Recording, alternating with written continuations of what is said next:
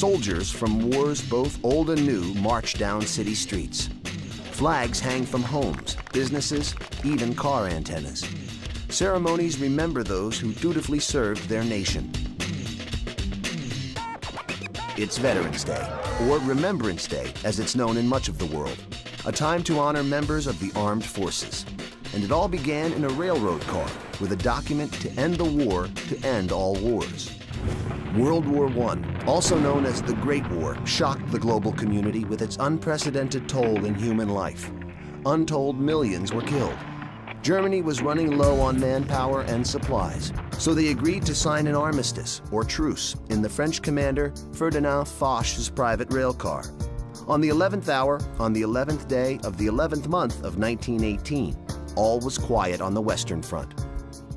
The fighting had ended. Exactly 1 year later, President Woodrow Wilson decreed that Americans should observe a moment of silence at 11 a.m. to remember the armistice and to embrace the peace. Other Allied nations commemorated the peaceful anniversary as well. In England and Canada, citizens wore paper poppies. Poppies had become a symbol of the armistice. The poem Flanders Field described a one-time battlefield. In Flanders Field, the poppies blow, between the crosses, row on row. In America, the nation's first unknown soldier was laid to rest at Arlington National Cemetery on Armistice Day, 1921. He was a casualty of the Great War. Since that first memorial, other unknown soldiers from America's wars have been interred in the tomb.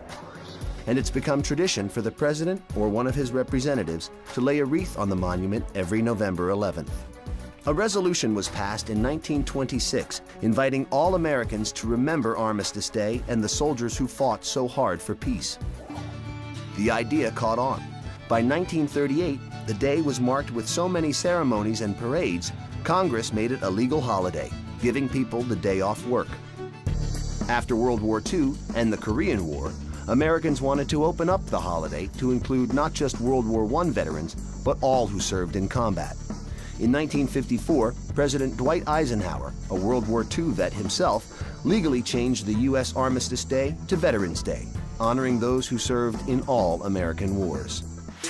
For a brief time starting in 1971, Congress moved the holiday to the fourth Monday in October, giving Americans a three-day weekend. But most people rejected the idea.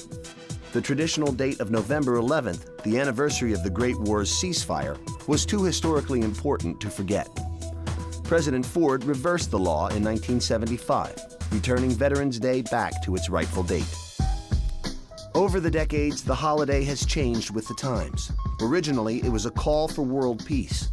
Then in the U.S., it became a day to remember war veterans. Today, Veterans Day is set aside to honor not just those who served in war, but also those who have served their nation in peace.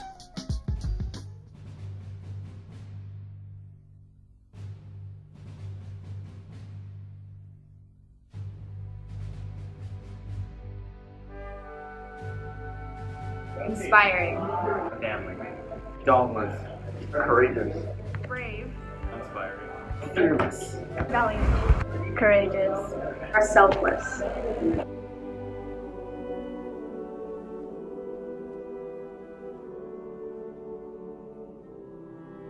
Because they fought for our freedom. It's important to celebrate Veterans Day because it's important to acknowledge the bravery and that the veterans have gone through and the sacrifices that they have made. Recognize the sacrifices that they did give for us so that we can enact our freedom. Commemorate Veterans Day because veterans have given so much to protect our freedoms. I think it's only right that we honor them and honor the sacrifices that they made.